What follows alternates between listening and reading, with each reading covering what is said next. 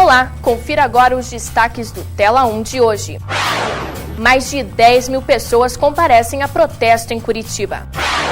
Manifestação começa pacífica, mas termina em confusão. E mais, entrevista com os professores Eduardo Faria e Elza Oliveira. Eu sou Larissa Nichelle e apresento o Tela 1 desta terça-feira, 18 de junho de 2013.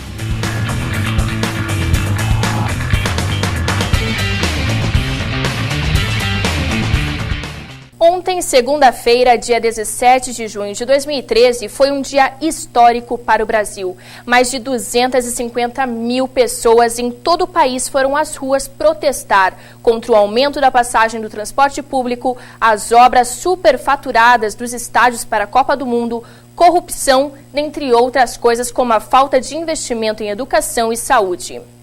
E as manifestações também aconteceram em Curitiba, onde mais de 10 mil pessoas, segundo estimativas da Polícia Militar, foram às ruas protestar.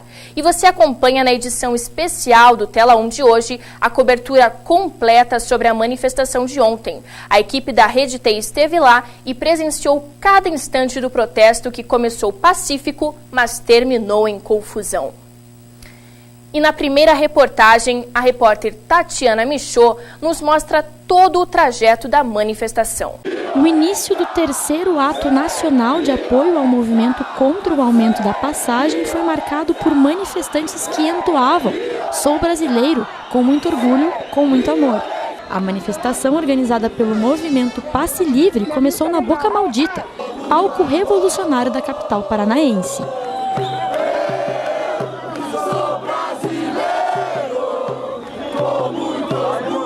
Seguimos com os manifestantes de forma pacífica. O CETRAN criou bloqueios para que possamos seguir e a manifestação segue rumo ao Centro Cívico. Esse é o grito de guerra deles.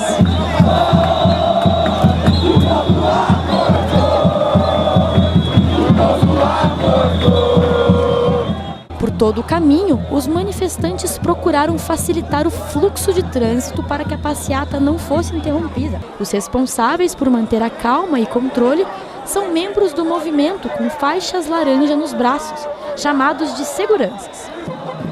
A caminhada seguiu rumo à Praça Santos Andrade e tomou conta das escadarias do prédio da reitoria da Universidade Federal do Paraná.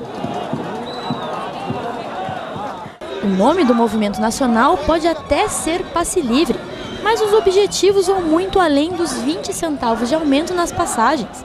As pessoas foram às ruas por um Brasil melhor para todos. Eu acho que o motivo não é só 20 centavos ou 40 centavos ou algumas moedas. São por nossos direitos, tudo que a gente precisa, tudo que foi negado da gente. Então, para mim é um orgulho estar aqui. Eu acho que esse manifesto está certo e a gente tem que continuar contra essa corrupção, principalmente do PT nesse país. A organização do Passe Livre explica que os problemas não param por aí. Não, a importância desse protesto é porque o Brasil está na hora de parar mesmo, entendeu? Na verdade, tudo aqui é caro agora, nesse momento tudo é caro. A Copa do Mundo está chegando e eles estão encarecendo tudo por quê? A manifestação seguiu em clima pacífico e muito bem-humorado até o Palácio Iguaçu. O processo é válido, é mais do que válido. Uma banana para o governo e uma banana para a Polícia Militar desse país, que não serve para nada. O Brasil acordou? Vamos ver se isso é apenas um surto. Eu acho que o Brasil acordou. O gigante acordou, galera! E quem esteve no Palácio Iguaçu e acompanhou o final turbulento da manifestação foi a repórter Daiane Nogosek. Os manifestantes saíram da Praça Santos Andrade e seguiram pacificamente até o Palácio Iguaçu. Chegando lá, o ato continuou com a população mostrando seus cartazes e cantando seus questionamentos ao poder público. Alguns computadores e um extintor de incêndio foram danificados por algumas pessoas que praticaram vandalismo, mas essa atitude foi reprovada pela maioria dos protestantes e pelos organizadores do manifesto, que não incentivaram atos de destruição ao patrimônio público. Uma parede da sede do governo também foi pichada, mas a população que participava do evento removeu a tinta e se posicionou contra essa atitude. Na verdade, a gente só está limpando porque a nossa intenção, a intenção do protesto não era destruir nem depredar nada disso. E quando a gente viu isso, não teve cabimento pra gente, não havia necessidade disso. O protesto era pacífico e era isso que a gente tinha que fazer. Eu fui até a minha casa, fiquei um balde de água, onde a gente veio limpar isso aqui e deixar do jeito que a gente encontrou. E foi após a maioria dos manifestantes deixarem o palácio que a confusão começou. Um grupo de infratores derrubou um portão que dá acesso à sede do governo na tentativa de invadir o local. A polícia, que até então não havia interferido no protesto, disparou bombas de efeito moral e de gás lacrimogênio, além das balas de borracha, que serviram para impedir a invasão. Segundo a Polícia Militar, a não intervenção policial que havia sido combinada previamente permitiu que os responsáveis por estes atos se infiltrassem em meio aos manifestantes. No total, 9 pessoas foram detidas, mas quem foi às ruas pode perceber a intenção pacifista dos protestantes.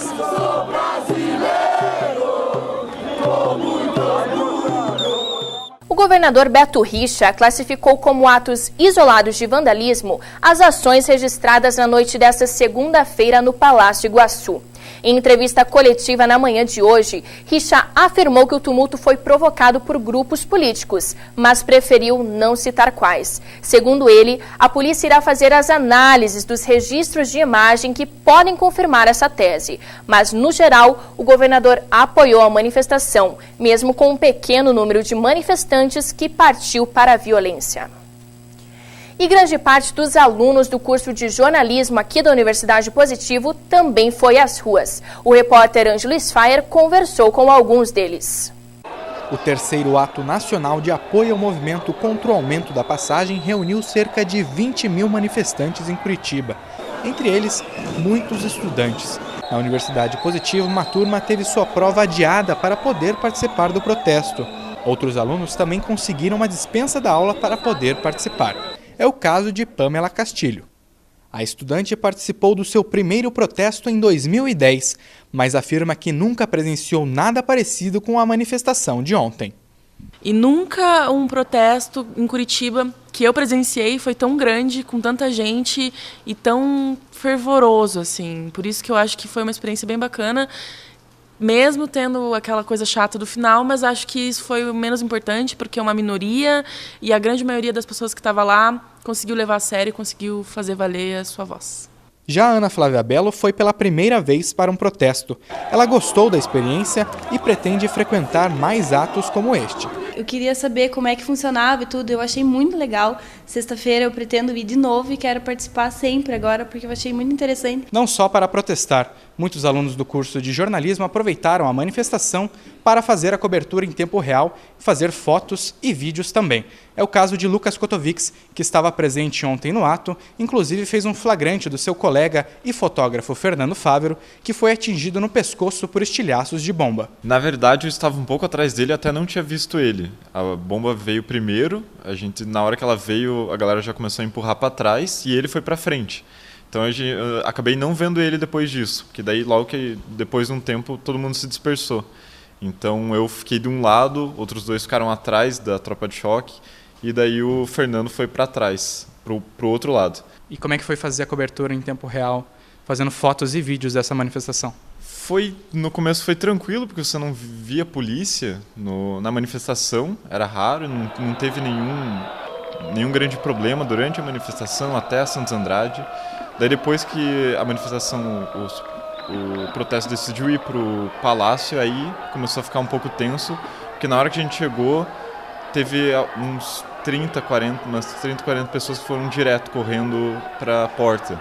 Daí outros foram correndo para tentar impedir que eles entrassem.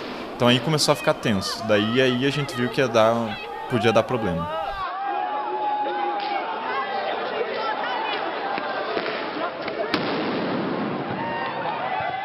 E para fazer uma análise de todo esse processo de mobilizações e de situações parecidas que aconteceram nas últimas décadas, recebemos em nosso estúdio a professora e jornalista Elza Oliveira e o professor Eduardo Faria, do curso de Direito. Sejam bem-vindos. Obrigado. Então, professora Elza, você participou de outras mobilizações nas décadas passadas e tudo mais. Qual que é a principal diferença que você percebeu daquelas para que aconteceu ontem aqui em Curitiba e em todo o país? O grande diferencial dessas mobilizações dos últimos dias e que eclodiram nessa grande, impressionante volume de pessoas nas ruas de todo o país na noite de ontem é a falta de uma liderança, a falta de uma estrutura que conduzisse isso. Em momentos anteriores, no final da ditadura militar, quando se lutou por eleições diretas, quando se lutou por anistias e que se também viu grandes mobilizações assim, da população brasileira, existia uma liderança, existiam partidos políticos, existiam figuras que eram representativas daquela mobilização. E você, professor Eduardo, consegue explicar o porquê que está acontecendo essas manifestações espontâneas sem um líder, né, como a professora citou? Será que tem alguma explicação? Qual que é o grande motivo de tudo isso? O que nós temos ali é uma manifestação de massa, um conceito que se chama de multidão. Né? A multidão foi à rua, né? E essa manifestação na rua demonstra uma crise de resposta daquilo que nós construímos desde o Estado moderno. Eu vou reduzir ao Executivo, Legislativo e o Judiciário. O segundo elemento que é importante aqui é essa ideia de multidão em que a professora Elza falou muito bem, a ausência de líderes. Isso demonstra uma nova forma de fazer política. A nossa construção moderna, ela era reduzida a representações. Então, as representações elas passavam pelos sindicatos ou passavam pelos partidos políticos, as associações, e essas representações modernas, clássicas, elas se tornaram insuficientes para absorver e encaminhar o conteúdo do que a população, a multidão, está expressando. O curso de Direito aqui da Universidade Positivo está promovendo um ciclo de palestras sobre a Copa, né, no qual o professor é um dos coordenadores.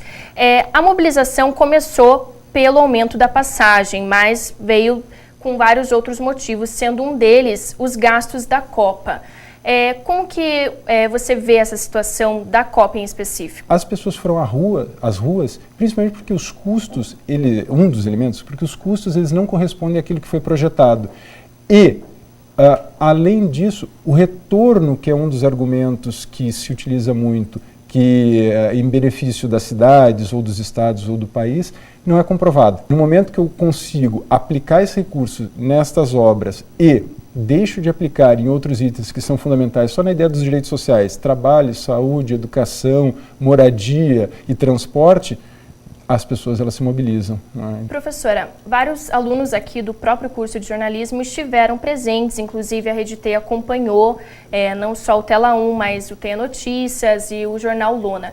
Como que você vê toda essa cobertura jornalística comparando com todos os acontecimentos das décadas passadas? É uma diferença absolutamente fundamental, né? O que se consegue fazer hoje em termos de agilidade da comunicação, da informação jornalística, isso inclusive no âmbito do próprio curso de jornalismo aqui da UP, que historicamente tem essa capacidade de agilidade mesmo, de responder aos grandes eventos, né? A gente tem uma história, por exemplo, de cobertura de eleições, que é sempre muito gratificante e tal, e que não foi diferente ontem, né? Ontem eu estava em casa acompanhando, inclusive, né, por várias mídias, né, na Globo News, nos portais de notícias e inclusive no próprio portal da Rede Teia e no Twitter. Então, acompanhando no Facebook, no Twitter, assim, os nossos alunos o tempo inteiro postando fotos, postando informações e demonstrando aquilo que o professor Eduardo citou muito bem, né?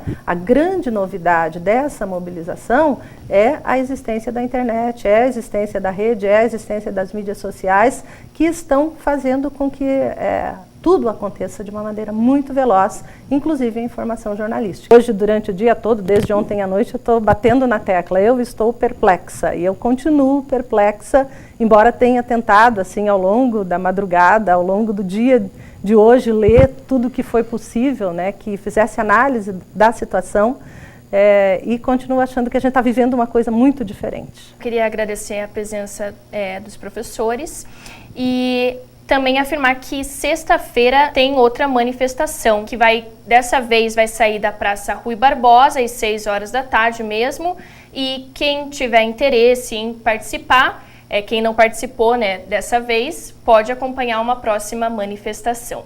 O Tela 1 de hoje fica por aqui. Para ter acesso a essa edição e também a edição do Teia Notícias e do Jornal Lona, é só entrar no site da redeteia.com. Obrigada pela companhia e até a próxima.